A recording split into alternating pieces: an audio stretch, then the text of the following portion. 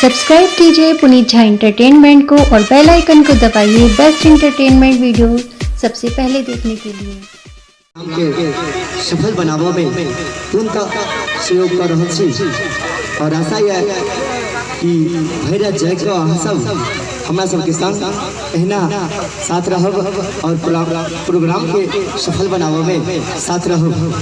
अब एक पर एक कलाकार अतः उपस्थित है और गोपाल भैया और नेहा दीदी अपन अपन प्रस्ताव रखलक।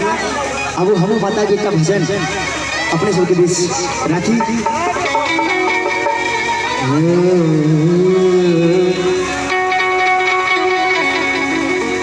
सबके घूर नहीं दुनिया, सबके घूर नहीं दुनिया, हमारी झोपड़िए रही गे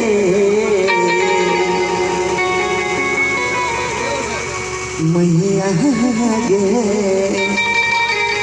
सबसे दोनों हाथ उठा के ताली बजा के मस्ती में कहबे मैया गे तोहर ई अभागिया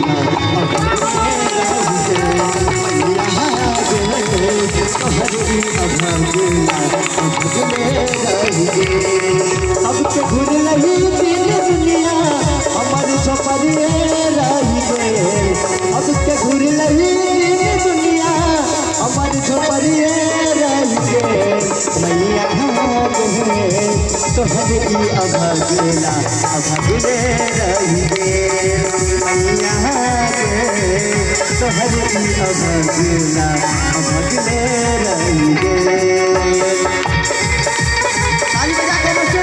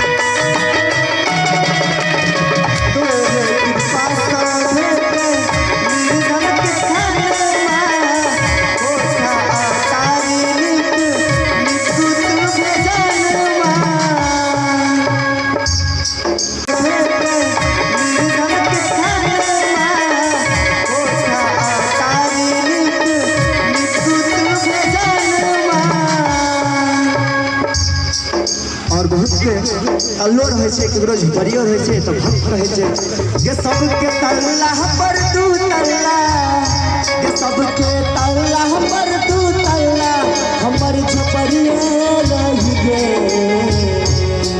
मैया गे मैया गे। खाली नहीं बजबै सब गए दोनों हाथ उठाए तो मैया गे तोहर ई अभागिया अभागिले रही गे मैया गे तोहर ई अभागिया अभागिले रही गे।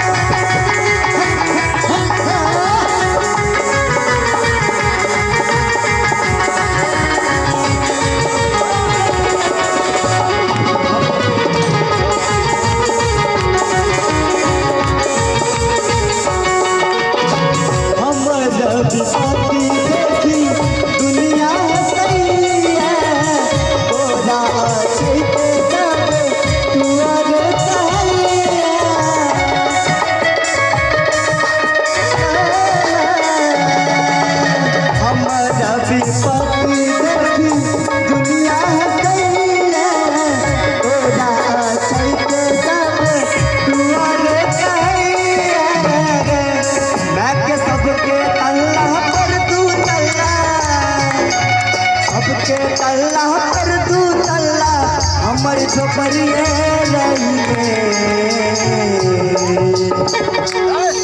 और ताली बजा के मस्ती में कहबे